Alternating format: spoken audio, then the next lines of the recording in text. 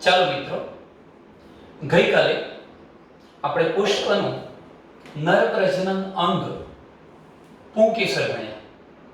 પુંકેસરમાં પરાગાશય, લઘુ બીજાણુ ધાની અને પરાગરજ એટલે કે લઘુ બીજાણુની રચના જોઈ. અંતિમ તબક્કામાં મેં પરાગરજમાંથી કેવી રીતે બે પૂજન્યુ કે નરજન્યુ બને છે તે ઘટના પણ બતાવી. આજે આપણે એવી જ રીતે પુષ્પનું માદા પ્રજનન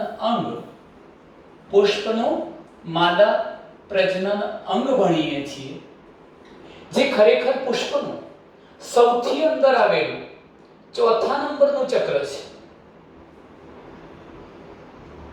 ચોથા નંબરનું આવશ્યક ચક્ર છે. માદા પ્રજનન ચક્ર સ્ત્રીકેસર, અહીંયા શબ્દ લખેલો છે જાયાંગ. જાયાંગનો મતલબ થાય છે સ્ત્રીકેસર ચક્ર. જાયાંગ એટલે સ્ત્રીકેસર ચક્ર. ત્યાર પછી બીજા નંબરનો શબ્દ તમે જુઓ છો મહાબીજાણુ ધાની. મહાબીજાણુ ધાનીનો મતલબ થશે, આપણે અંડકની રચના સમજવી છે, અંડક, જેના માટે બીજો શબ્દ છે બીજાંડ. અને ત્યાર પછી ત્રીજો શબ્દ આપણે સમજીશું ભ્રૂણપુટ. ભ્રૂણપુટનો મતલબ થાય છે માદા જન્યુ જનક. માદા જન્યુ જનક. આ રચનાની અંદર એટલે કે ભ્રૂણપુટની અંદર માદા જન્યુ, માદા પ્રજનન કોષ, અંડકોષ આવેલો હશે. એવી એક રચના આપણે ભણવાના છીએ, જેને કહીશું માદા જન્યુ જનક ભ્રૂણપુટ. તો ટૂંકમાં આજે સમગ્ર વિડિયોમાં તમે મહત્વના 3 ટોપિક વિશે અભ્યાસ કરવાના છો. એમાંનો પ્રથમ ટોપિક છે જાયાંગ એટલે સ્ત્રીકેસર ચક્ર. બીજા નંબરનો ટોપિક છે મહાબીજાણુ ધાનીની રચના એટલે કે અંડકની રચના. આ મોસ્ટ આઈએમપી પ્રશ્ન છે. અને ત્રીજી રચના છે ભ્રૂણપુટ, જેને આપણે માદા જન્યુજનક તરીકે ઓળખાવીશું. ચાલો મિત્રો, તમે જાણો છો કે સ્ત્રીકેસર ચક્ર શાનું બનેલું છે? તો સ્ત્રીકેસરોથી બનેલું છે. સ્ત્રીકેસર ચક્ર સ્ત્રીકેસરોથી બનેલું છે. હવે પ્રશ્ન એ થાય કે એક સ્ત્રીકેસર ચક્રમાં સ્ત્રીકેસરોની સંખ્યા કેટલી હોઈ શકે? તો હું સ્ત્રીકેસર ચક્રમાં અહીંયા લખું છું કે સ્ત્રીકેસર ચક્રમાં સ્ત્રીકેસરની સંખ્યાને આધારે, સ્ત્રીકેસરની સંખ્યાના આધારે આપણે મુખ્ય 2 પ્રકાર પાડીએ છીએ. એક સ્ત્રીકેસર ચક્ર અને બીજો પ્રકાર છે બહુ સ્ત્રીકેસર ચક્ર. તમે જોઈ શકો છો નામ પરથી કે સ્ત્રીકેસર ચક્રમાં સ્ત્રીકેસરોની સંખ્યાના આધારે 2 પ્રકાર પાડી શકાય. એક સ્ત્રીકેસર ચક્ર અને બહુ સ્ત્રીકેસર ચક્ર. એનો મતલબ એ થાય કે જે સ્ત્રીકેસર ચક્રની રચનામાં ફક્ત એક જ સ્ત્રીકેસર આવેલું હોય તેને આપણે એક સ્ત્રીકેસર ચક્ર કહીશું. પરંતુ એક કરતા વધુ સ્ત્રીકેસરોની હાજરી હોય, એક કરતા વધુ સ્ત્રીકેસરોની હાજરી હોય તેવા સ્ત્રીકેસર ચક્રને આપણે નામ આપીશું બહુ સ્ત્રીકેસર ચક્ર. કેવી રીતે નક્કી કરો કે સ્ત્રીકેસર ચક્રમાં એક જ સ્ત્રીકેસર છે કે એક કરતા વધુ છે? ચાલો એ ઘટના જોઈએ. એ પહેલા હજુ પણ આપણે આ બહુ સ્ત્રીકેસર ચક્રના 2 પ્રકાર પાડી દઈશું. એમાંનો એક પ્રકાર છે બહુ મુક્ત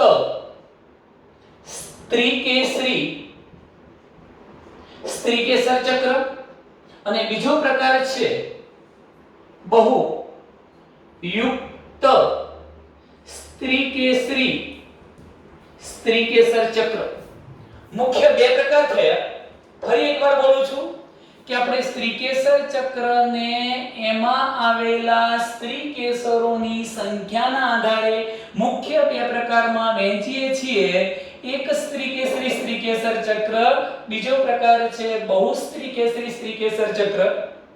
બહુસ્ત્રીકેસરી સ્ત્રીકેસર ચક્રના ફરી બે પ્રકાર પાડ્યા: બહુ મુક્ત સ્ત્રીકેસરી સ્ત્રીકેસર ચક્ર અને બહુ યુક્ત સ્ત્રીકેસરી સ્ત્રીકેસર ચક્ર.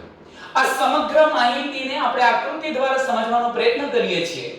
જેમ કે મિત્રો તમે જાણો છો કે કોઈ પણ સ્ત્રીકેસરની રચનામાં મહત્વના ત્રણ ભાગ આવેલા હોય છે. હું સ્ત્રીકેસરની અહીંયા આકૃતિ દોરું છું, જેમાં તમે જોઈ શકો છો કે સ્ત્રીકેસરની રચનામાં કુલ ત્રણ ભાગ આવેલા જોવા મળે છે. સ્ત્રીકેસરનો સૌથી ટોચનો ભાગ, જેને આપણે નામ આપીશું પરાગાસન. અહીંયા ભૂલ થવાની શક્યતા છે. જો આ રચના પુંકેસરનો ટોચનો ભાગ હોત તો આપણે તેને પરાગાશય કહેતા, પણ આ છે સ્ત્રીકેસરનો ટોચનો ભાગ, માટે આપણે એને નામ આપીશું પરાગાસન. નામ પરથી ખબર પડશે પરાગાસન પરાગરજ માટેનું આસન સ્થાન, જ્યાં આવીને પરાગરજ આસન ગ્રહણ કરવાની છે. પરાગરજ ગ્રહણ કરતું આ સ્થાન પરાગરજ માટે ગ્રાહી સ્થાન, એટલે પરાગાસન. પરાગાસનથી નીચે લંબાયેલી જે આ રચના છે નળી જેવી, તેને આપણે નામ આપીશું પરાગવાહિની સ્ટાઇલ, પરાગવાહિની.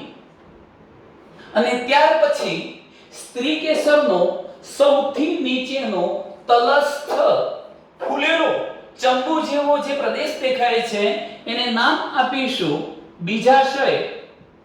બીજાશય અથવા એના માટે બીજો શબ્દ છે અંડાશય, કારણ કે એની અંદર અંડકો આવેલા હશે, માટે એને નામ આપીશું અંડાશય. ફરી એકવાર કહી દઉં કે પ્રત્યેક સ્ત્રીકેસરની રચના જોતા એમાં ત્રણ પ્રદેશો જોવા મળે છે. સ્ત્રીકેસરનો ટોચનો, પરાગરજ માટેનું ગ્રાહી સ્થાન પરાગાસન, પરાગાસનથી નીચે લંબાયેલી નલિકાને પરાગવાહિની કહીશું, અને સ્ત્રીકેસરનો તલસ્થ ફૂલેલો ભાગ બીજાશય અથવા અંડાશય કહેવાય. મિત્રો, અંડાશયના પોલાણમાં એટલે કોટરમાં અંડકોની ગોઠવણી હોય છે, જેની ચર્ચા થોડીવાર પછી કરીશું. પણ આપણે મહત્વના મુદ્દા તરફ આવી જઈએ કે સ્ત્રીકેસર ચક્રની રચનામાં સ્ત્રીકેસરોની સંખ્યાના આધારે આપણે સ્ત્રીકેસર ચક્રના બે પ્રકાર પાડ્યા: એક સ્ત્રીકેસરી અને બહુસ્ત્રીકેસરી. ચાલો, એક સ્ત્રીકેસરીનો મતલબ શું થાય? જો આ એક આકૃતિ દોરી મેં, જેમાં મિત્રો તમે જોઈ શકો છો કે પુષ્પ એક જ છે. કેવી રીતે? તો આ પુષ્પનું પુષ્પાસન થયું, નીચે લંબાયેલો પુષ્પદંડ થયો, એટલે ટૂંકમાં પુષ્પ એક છે. એમાં હું અહીંયા ટોચે આવી જ રીતના બતાવું છું, જેથી તમને સરળતાથી ખબર પડી શકે કે આ સ્ત્રીકેસર એક જ છે. અહીંયા બે ખાંચા નથી, ત્રણ ખાંચા નથી, માત્ર કદાચ તમે જોઈ શકો છો એક જ સ્ત્રીકેસર છે. બીજાશય પણ એક છે. હાલ પૂરતો હું આને એક સ્ત્રીકેસર ચક્ર કહું છું. કેમ?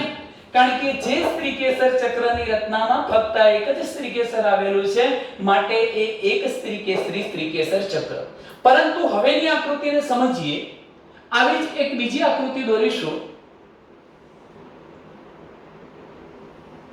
જેમાં તમે જોઈ શકો છો મેં પુષ્પ તો એક જ બતાવ્યું છે, એટલે એનું પુષ્પાસન, આ પુષ્પદંડ. પણ મિત્રો, એનો ટોચનો જે ભાગ છે ત્યાં આ પ્રકારની રચના બતાવું છું, જાણે કે આ 2 3 4. કેટલીક વખત આ ભાગને તમે આ રીતે પણ બતાવી શકો, જેમ કે આ પરાગવાહિની છે અને અહીંયા ટોચે જાસૂદમાં જેમ કે આ 1 2 3 4 આવા ભાગો બતાવ્યા છે.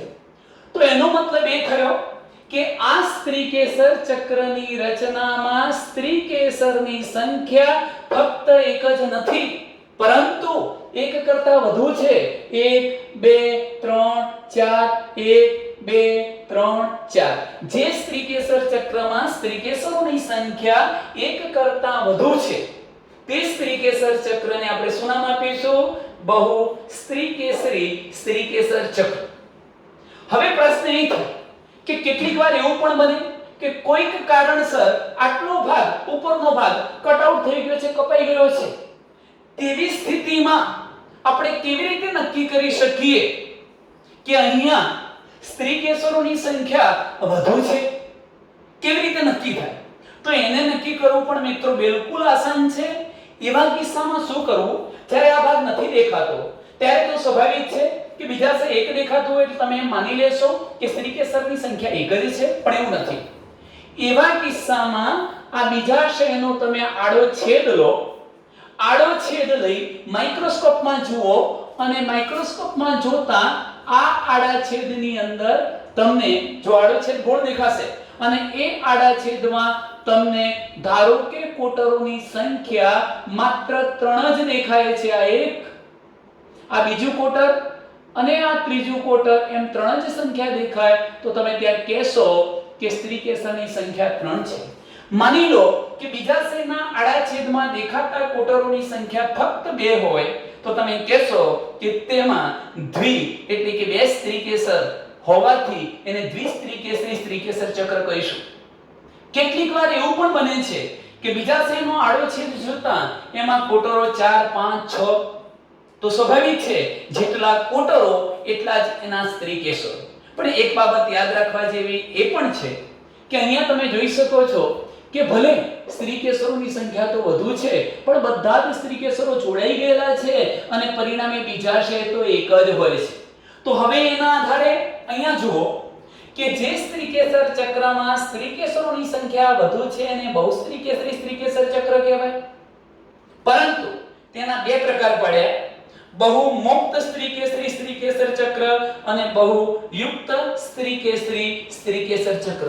મિત્ર, મને જવાબ આપી શકશો કે આ સ્ત્રી કેસર ચક્ર બહુ યુક્ત સ્ત્રી કેસર ચક્ર છે કે બહુ મુક્ત સ્ત્રી કેસર ચક્ર છે? તો જુઓ, 1, 2, 3, 4 એટલે વધુ છે બહુસ્ત્રી કેસર ચક્ર. પણ બધા જ સ્ત્રી કેસરો અહીંયા એકબીજા સાથે જોડાઈ ગયેલા હોવાથી અને બીજાશય એમનું કોમન એક જ હોવાથી આપણે એને બહુ યુક્ત સ્ત્રી કેસર ચક્ર કહીશું. બહુ યુક્ત સ્ત્રી કેસર ચક્ર કહીશું. બહુ મુક્ત સ્ત્રી કેસર ચક્ર એટલે શું? એને સમજાવવા માટે એક નાનકડી આકૃતિ દોરું છું. જેમ કે આ એક સ્ત્રી કેસર છે, એક સ્ત્રી કેસર થયું. આ સાઈડમાં મેં બીજું સ્ત્રી કેસર બતાવ્યું. હું એની નજીક ત્રીજું સ્ત્રી કેસર બતાવું છું. મિત્રો, તમે જોઈ શકો છો કે અહીંયા સ્ત્રી કેસરની સંખ્યા 3 છે એટલે બહુસ્ત્રી કેસર ચક્ર તો કહેવાશે જ. પરંતુ અહીંયા પુષ્પ તો એક જ છે એટલે આ પુષ્પાસન થયું. પુષ્પ એક છે, એના સ્ત્રી કેસર ચક્રમાં સ્ત્રી કેસરોની સંખ્યા 3 છે. 1, 2 અને 3 અને 3 ની સ્વતંત્ર બીજાશય છે. એનો મતલબ કે આ 3 સ્ત્રી કેસર ધરાવતા બહુસ્ત્રી કેસર ચક્રમાં સ્ત્રી કેસરોના બીજાશય સ્વતંત્ર હોવાથી જોડાયેલા હોતા નથી અને તેથી આપણે એને બહુ મુક્ત સ્ત્રી કેસર ચક્ર કહીશું. તો આટલે સુધી ખ્યાલ આવી ગયો હશે. ફરી એકવાર ઇન શોર્ટ આપણે રિવિઝન કરી લઈએ છીએ કે સ્ત્રી કેસર ચક્રમાં સ્ત્રી કેસરની સંખ્યાના આધારે બે પ્રકાર પડે છે: એક સ્ત્રી કેસર ચક્ર અને બહુ સ્ત્રી કેસર ચક્ર. એક સ્ત્રી કેસર ચક્રમાં સ્ત્રી કેસરની સંખ્યા એક જ છે, જ્યારે સ્ત્રી કેસર ચક્રમાં સ્ત્રી કેસરોની સંખ્યા એક કરતાં વધુ હોય તો એ બહુ સ્ત્રી કેસર ચક્ર કહેવાય. એના બે પ્રકાર પાડીશું. જો સ્ત્રી કેસર ચક્રમાં આવેલા બધા જ સ્ત્રી કેસરો એકબીજાથી સ્વતંત્ર હોય, બીજાશય પણ સ્વતંત્ર છે, તો તેવી સ્થિતિમાં આપણે એને બહુ મુક્ત સ્ત્રી કેસર ચક્ર. અને જો સ્ત્રી કેસર ચક્રમાં બધા જ સ્ત્રી કેસરોના બીજાશય જોડાયેલા હોય, બીજાશય એક જ હોય, તો યાદ રાખવાનું તેને બહુ યુક્ત સ્ત્રી કેસર ચક્ર કહે છે. હવે આપણે આના આધારે કેટલીક બુકની જે આકૃતિઓ છે તેના તરફ આપણું ધ્યાન દોરીએ તો જુઓ મિત્રો, સર્વપ્રથમ તો એક આવી આકૃતિ દોરેલી છે બુકમાં.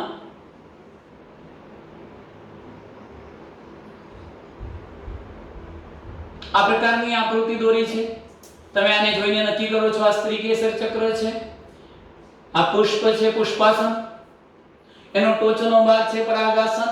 અને ત્યાં આવી રચના બતાવી છે મિત્રો 1 2 3 4 5 6. આ પ્રકારે તમે રચના જોઈ શકો છો.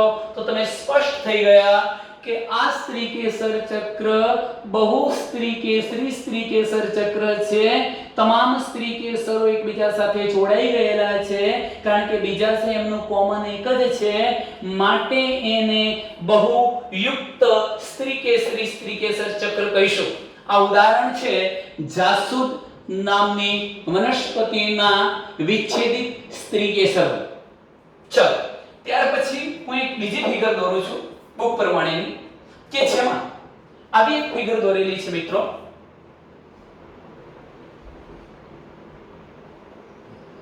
આ પ્રકારની એક આકૃતિ દોરી છે અને આ જે આકૃતિ છે એ છે અફીણની. પાપાવર, તમે નામ સાંભળેલું છે અફીણનું, પાપાવર. આમાં આ પ્રકારના પાર્ટીશન છે.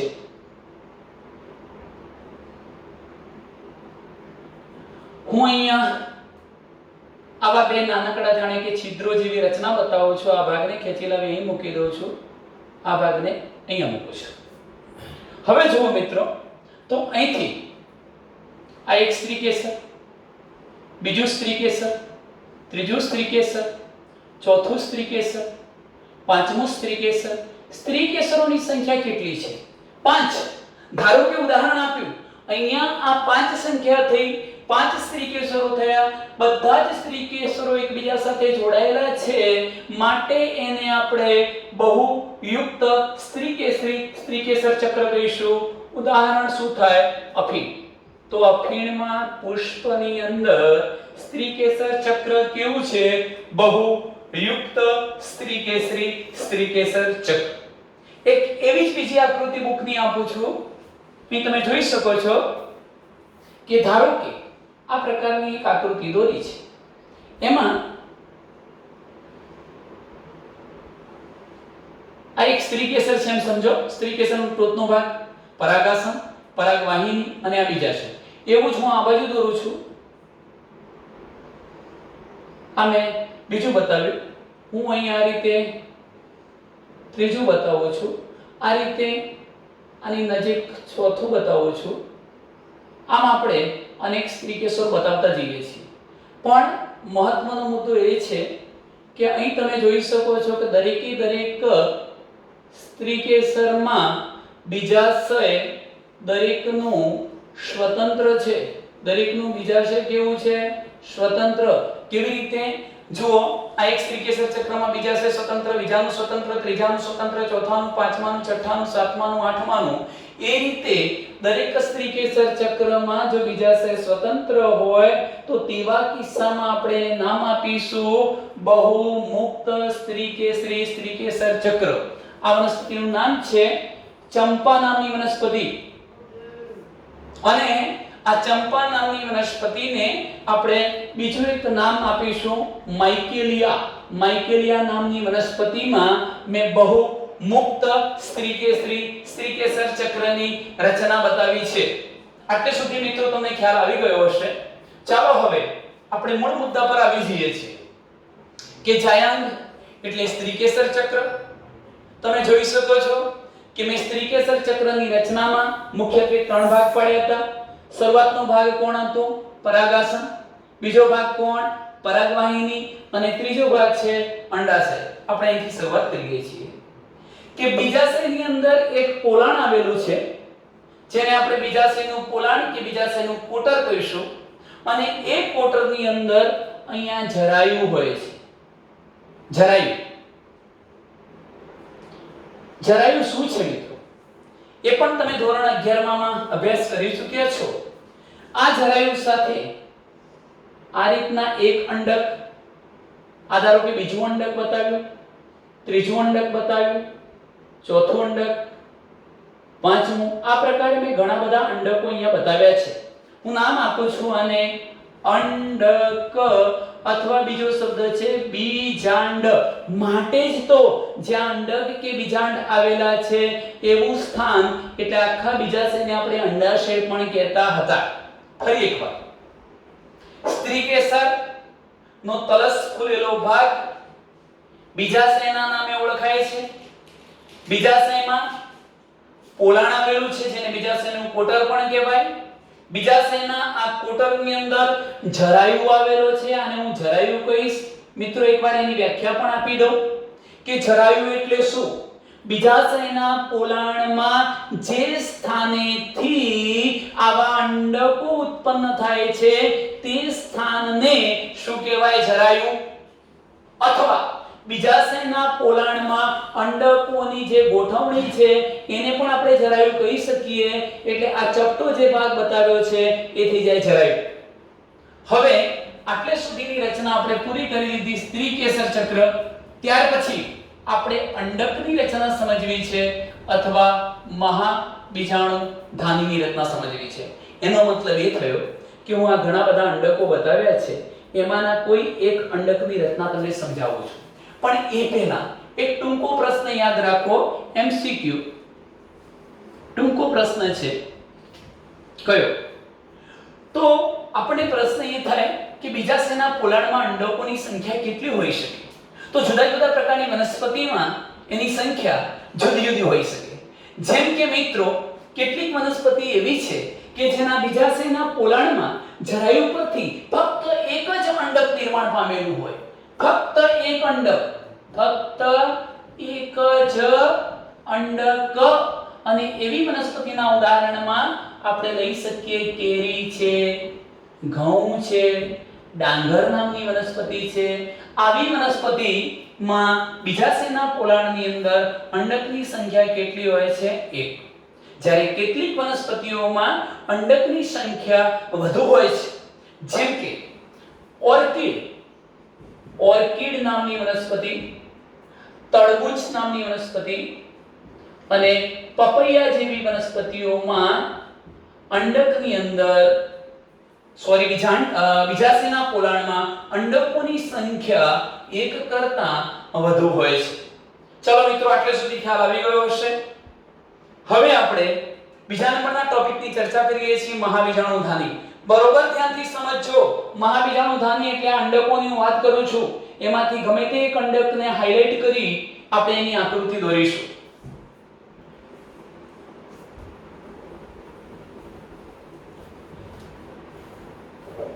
એ પહેલા તમે એક ધ્યાન રાખવા જેવી બાબત જોઈ લો કે દરેક અંડક એક નાના ટૂંકા દંડ વડે કોની સાથે જોડાયેલું છે?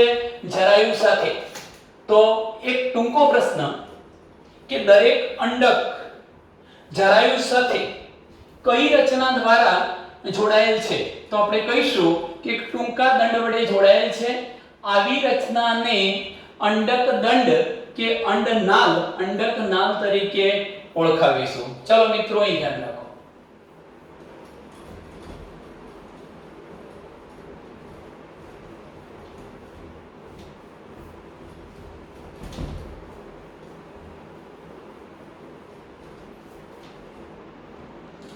ચલો, આપણો પોઈન્ટ છે મહાબીજાણુ ધાની એટલે કોણ? અંડક. અત્યારે મેં એક આકૃતિ દોરી હતી આ પ્રકારની. સ્ત્રીકેસર ચક્ર, અભિજાશય, જરાયુ પર આ રીતે અંડક 1, 2 આ બધા અંડકો છે. હું આ કોઈ એક અંડકને હાઇલાઇટ કરી બતાવું છું. જો કે બે પ્રકારની આકૃતિ દોરીશ. એક તરુણ અંડકની રચના સમજાવું છું, તરુણ કુમળું અંડક અથવા કુમળું મહાબીજાણુ ધાની, અને બીજું પરિપુક્ત બનેલું, પુખ્તતા ધારણ કરેલું પુખ્ત અંડક બતાવીશ. જો કે બંનેનું વર્ણન લગભગ સમાન છે. કેટલાક મુદ્દાઓને બાદ કરતા જરાય ધ્યાન રાખજો. પણ આ સમગ્ર ટૂંક નોંધમાં બંને આકૃતિ જો શક્ય હોય તો બંને દોરવી, કાં તો પુખ્ત અંડકની રચના બતાવવી જરૂરી છે. તો અહીં ધ્યાન રાખજો. સર્વપ્રથમ જો મિત્રો મારી સાથે સાથે તમે આકૃતિ દોરતા રહેજો. હું આ પ્રકારે એક નાની લંબગોળાકાર રચના બતાવું છું, જેને આપણે નામ આપીશું પ્રદેહ. એની ચર્ચા પછી કરીશું, પણ એ પહેલા આની અંદર આવેલા કેટલાક હું કોષો બતાવી દઉં છું. આ પ્રકારે મેં આ બધા કોષો બતાવ્યા છે, જેને નામ આપીશું પ્રદેહના કોષો, કારણ કે આખું પ્રદેહ છે એ જ કોષોનો સમૂહ છે. જો કે આ કોષો વિપુલ પ્રમાણમાં ખોરાક સંગ્રહ કરનારા કોષો છે, ખોરાક સંગ્રહનું કાર્ય કરશે. અહીં તમે જોઈ શકો છો મિત્રો, હું એમાંથી કદાચ એકાદ કોષ થોડો મોટો અલગ પડતો પણ બતાવું છું, એને આપણે થોડા સમય પછી નામ આપીએ છીએ. તો હવે તમે જોઈ શકો છો કે આ પ્રકારના મેં બધા જ કોષો બતાવી દીધા. એ તમામે તમામ કોષો પ્રદેહના કોષો છે. માટે મેં અત્યારે જે રચના બતાવી છે, અંડકની જે રચના બતાવી છે, એ ભાગને આપણે પ્રદેહ કહી દઈએ છીએ.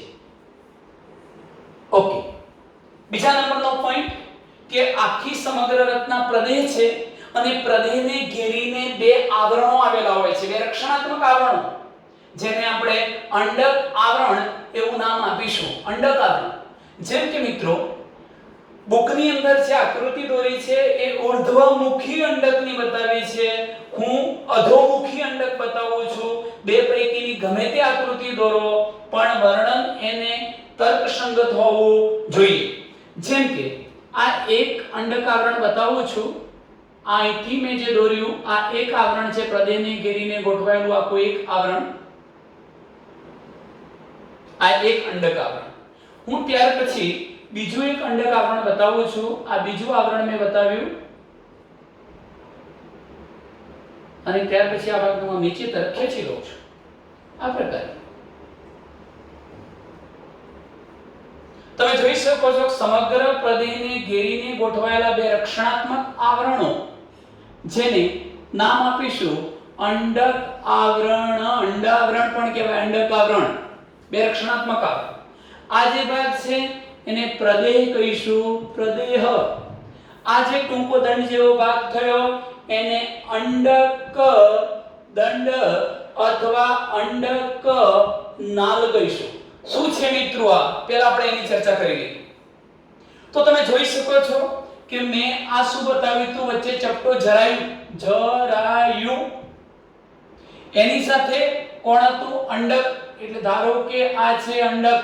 હું તો આ રચના બતાવી રહ્યો છું, અંડક આખું. હવે આ અંડક જરાયુ સાથે જે ટૂંકા દંડ વડે જોડાયેલું છે એ ટૂંકા દંડને શું નામ અપાય છે? અંડક દંડ. ટૂંકમાં અહીંયા જરાયુ છે, અંડક જરાયુ સાથે જે ટૂંકા દંડ વડે જોડાયેલું છે એ દંડને અંડક દંડ કે અંડક નાળ તરીકે આપણે ઓળખાવીશું.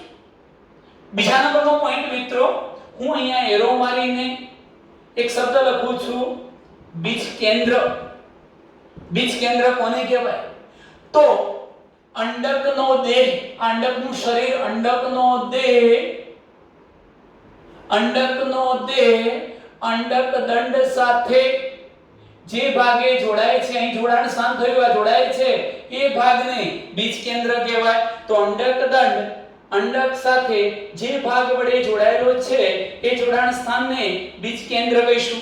આમ બીજ કેન્દ્ર શું થયું? તો બીજ કેન્દ્ર એ અંડકનું અંડકનાળ સાથેનું સંગમ સ્થાન છે એમ કહી શકાય. બીજા પોઈન્ટ તરફ જઈશું. આ મેં એક તરુણ કુમળા અંડકની રચના બતાવી છે મિત્રો.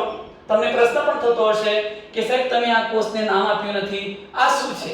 તો જાણવા ખાતર અત્યારે હું લખું છું અહીંયા મહાબીજાણુ માતૃકોષ, જેના માટે બીજો શબ્દ છે MMC, મેગાસ્પોર મધર સેલ. મહાબીજાણુ એટલે મેગાસ્પોર, મધર એટલે માતૃ, સેલ એટલે કોષ, મહાબીજાણુ માતૃકોષ. ચાલો, આ કુમળું તરુણ અંડક છે. હવે હું પુખ્ત અંડકની રચના બતાવવા જઈ રહ્યો છું. તો મિત્રો આ આકૃતિ કેવી રીતે દોરું છું ધ્યાનથી સમજજો. ફરીથી મેં આ એક લંબગોળાકાર રચના બતાવી દીધી છે. હું એમાં આટલો જે ભાગ છે મોટો બતાવું છું, જે આમાંથી નિર્માણ પામશે. આ ભાગમાંથી જ આવો મોટો ભાગ નિર્માણ પામવાનો છે, પણ એમ ન કહી શકાય કે આ જ રચના આ છે એવું ન કહી શકાય. હા, આમાંથી બનેલી રચના આ છે એવું કહી શકાય. તો મિત્રો એની આજુબાજુ શું છે? પ્રદેહના કોષો. ચાલો આપણે પ્રદેહના કોષો બતાવી દઈએ છીએ.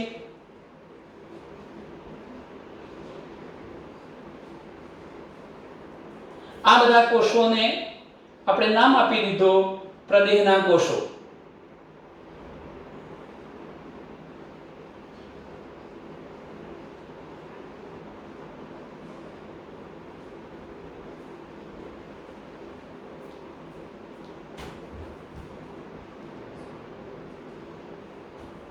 ચલો મિત્રો, આ થઈ ગયા બધા ટોટલ કોષો, પ્રદેહના કોષો, જે વિપુલ પ્રમાણમાં ખોરાક સંગ્રહી હોય છે.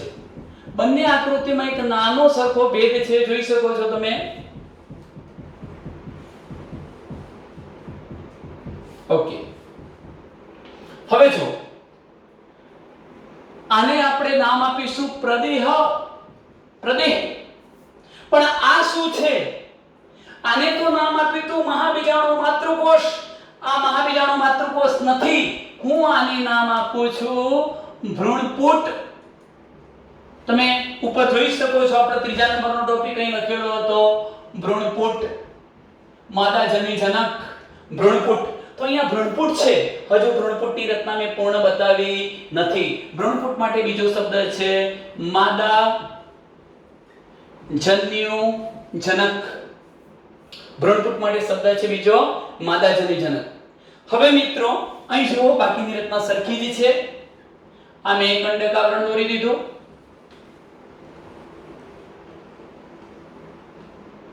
અહીંયા બીજું અંડક આવરણ બતાવ્યું. અંડક દંડ બતાવી દીધો. આટલી રચના બતાવી છે.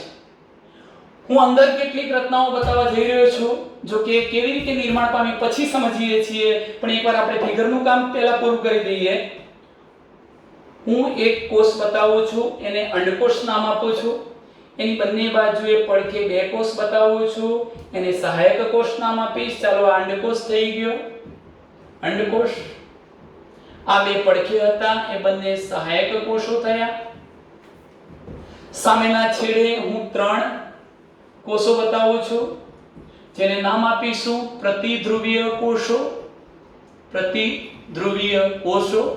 અને વચ્ચે મિત્રો એક જ કોષ બતાવું છું, કેન્દ્રસ કોષ, અને એની અંદર 2 કોષ કેન્દ્રો બતાવું છું. આને આપણે કેન્દ્રસ્થ મોટો કોષ, કેન્દ્રસ કોષ, ધ્રુવીય કોષ કેન્દ્રો ધરાવતો કોષ એવું પણ નામ આપીશું.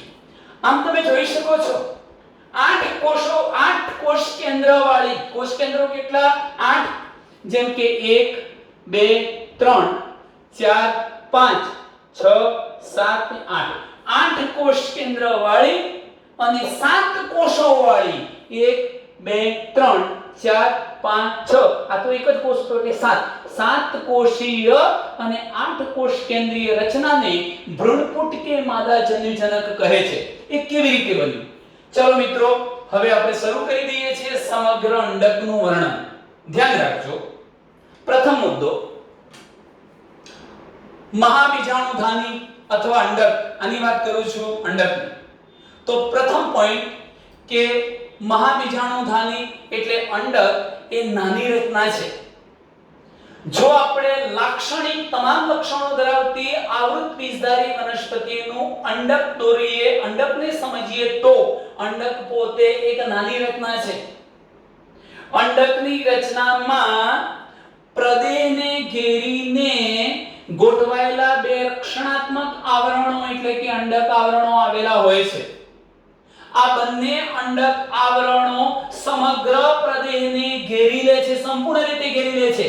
પણ જો મિત્રો ટોચના ભાગે ફક્ત એક છિદ્ર બાકી રહે છે. અહીં બિલકુલ અડી નથી ગયા. ટોચના ભાગે એક છિદ્ર બાકી રહે છે અને જે છિદ્રને નામ અપાય છે બીજાંડ છિદ્ર, અંડક છિદ્ર પણ કહેવાય. અને માટે જ આ બાજુનો નીચેનો છેડો બીજાંડ છિદ્રીય છેડો કહેવાય. બીજાંડ છિદ્રીય છેડો છે. ફરી બોલું છું કે બંને રક્ષણાત્મક અંડક આવરણો સંપૂર્ણપણે પ્રદેહને ઘેરી લે છે, પરંતુ ટોચના ભાગે એક છિદ્ર બાકી રાખે છે. આ છિદ્રને બીજાંડ છિદ્ર કે અંડક છિદ્ર કહેવાય. માટે આ છેડાને બીજાંડ છિદ્રીય છેડો એવું આપણે નામ આપીએ છીએ.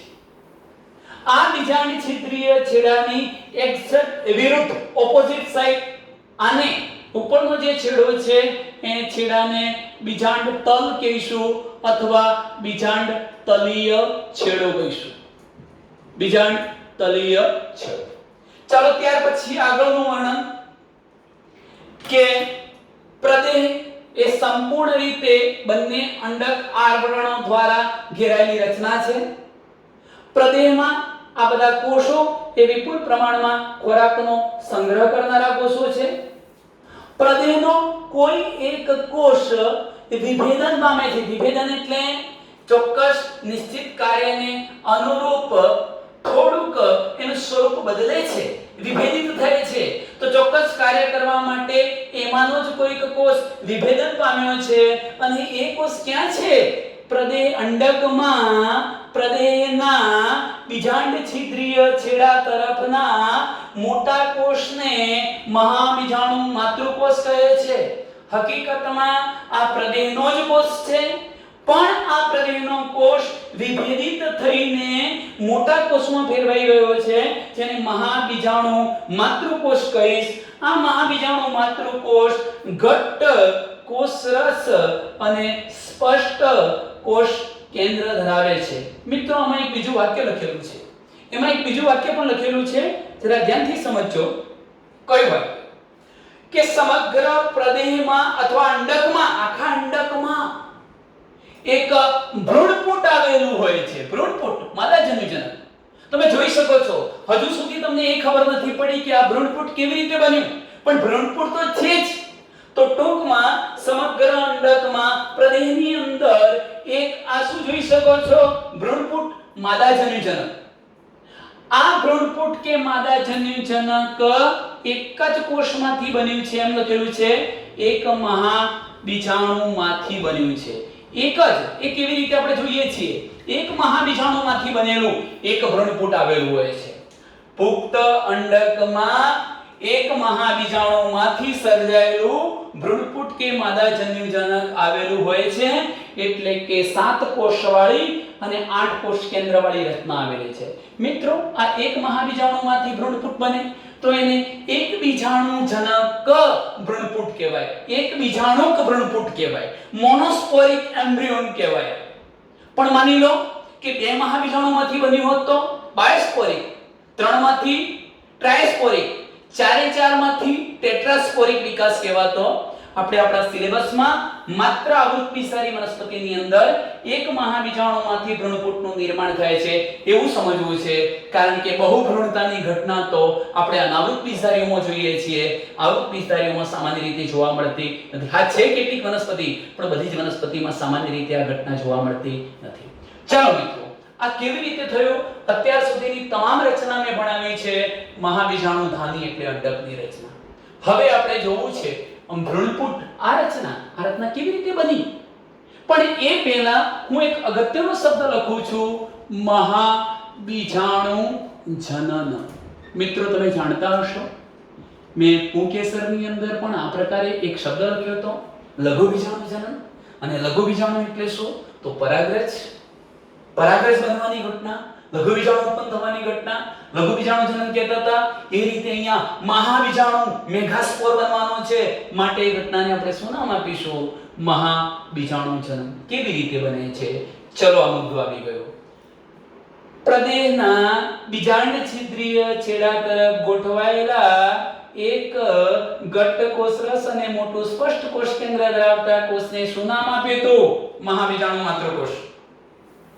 આ મહાબીજાણુ માતૃકોષની પ્લોઈડી શું છે? તો મહાબીજાણુ માતૃકોષની પ્લોઈડી એટલે રંગસૂત્રતા દ્વિકીય હોય છે. દ્વિકીયનો મતલબ કે એ રચના ટ્વાઇસ n છે. આ રચના કેવી છે? દ્વિકીય એટલે ટ્વાઇસ n. એનો મતલબ એ થયો મિત્રો, પ્રદેહના બીજાંડ છિદ્રીય છેડા તરફના પ્રદેહના બીજાંડછિદ્રીય છેડા તરફ રહેલા કોષને આપણે શું નામ આપીએ છીએ? મહાબીજાણુ માતૃકોષ. એની રંગસૂત્રતા શું છે? Twice n. આ આટલું યાદ રાખો મિત્રો. હવે પછીના ટોપિકની ચર્ચા થોડીક વારમાં આપણે કરીએ છીએ.